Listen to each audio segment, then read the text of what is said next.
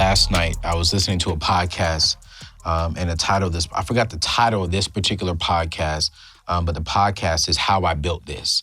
And on this podcast, this guy interviews a bunch of CEOs and celebrities and interview them on how they built their empire.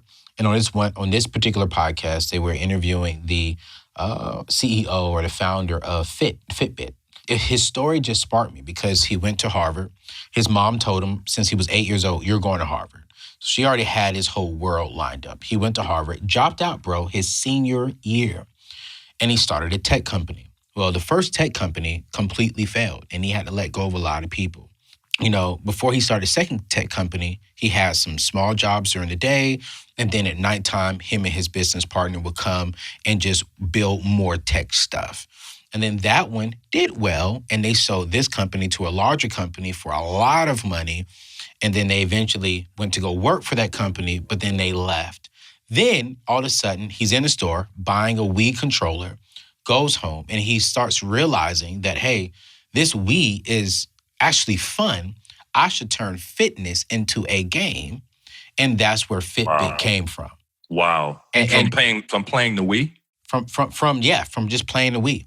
And that encouraged me, not because of what happened with just playing the Wii, was this guy's not a Harvard dropout, but he went to Harvard, didn't finish, started a company, failed. The second company didn't fail, but he sold it, and then he left that company eventually, and he had to work a job, before he started a second company.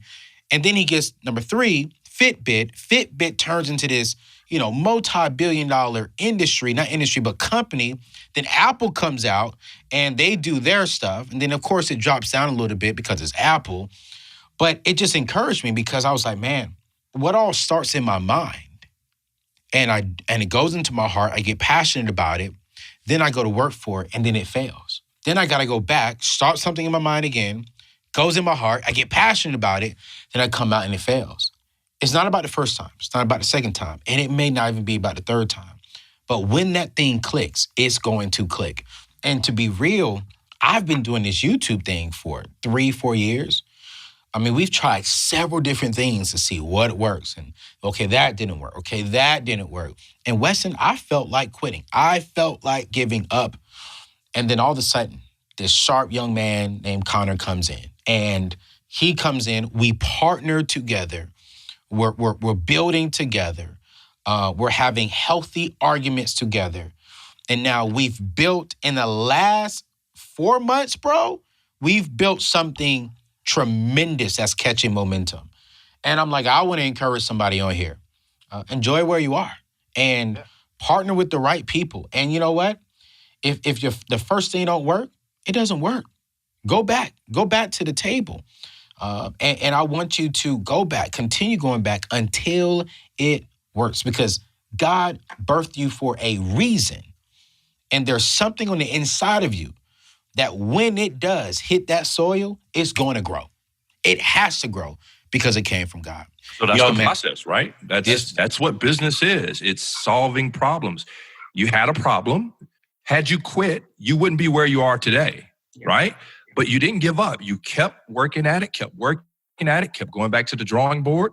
If the first one don't work, go to the next one. If the next one don't work, and before you know it, here comes Connor. Here comes the right business partner that helps you then solve the problem. And now there'll be a new set of challenges. Why? Because that's what business is. You never get there, right? You never arrive. Now it's on to the next problem. How do we solve the next problem? How do we provide value to the next issue? How do we provide a solution to the next problem? That's what business is. And then you take it to the next level. And so it's important to understand that that's what but enjoy the journey. To that 18 to 34-year-old watching right now, if our mind is our business, what are some things we should be doing to grow it? Well, first, I think what has to happen is you got to do a solid valuation of where you are and know exactly what areas of your business is failing, right? You can be successful in one portion of business and failing in another. I mentioned this earlier. My goal is to be a successful father. I hate to be a successful businessman and fail at home. And so that part of this mind would have to also needs some working. So you'd have to look at your business and decide what areas am I not as successful as I'd like to be, and then do a deep dive to find out what should you be doing to fix those areas. Now, one of the greatest things you can always do is take in information, because you're paid in direct proportion to the information that you have, and with that information, what problems you can solve.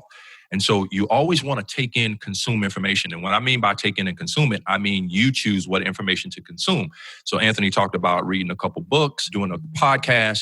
That's making the choice of what information that you're going to consume, because every day you're consuming it, whether you choose it or not, because stuff is being forced down your throat every single day through media and everything else that's going on around us. And so you're consuming the information, you're just not choosing. Make sure you choose what information that you consume. The other thing is, we already talked about it, start cutting off relationships and start aligning yourself with the right relationships. I've heard this been said that where you are 5 years from now will be determined by the books you read and the people you hang around. Yeah. Well, that's the solution to what we just talked about in building the right business, cutting off the right people, wrong people, and bringing in the right people. And then making sure that you're constantly feeding this mind so that you're not just knowing information, but you're also growing by that information, and the people you're around help you grow as well. Yeah. And so those are the things that you can do immediately. Immediately, you can take an evaluation, sit down and decide what areas do I need to work on and what changes do I need to make, and then be man enough, woman enough to make those changes. And you'll see over time the success will start to happen in those areas that you're working on.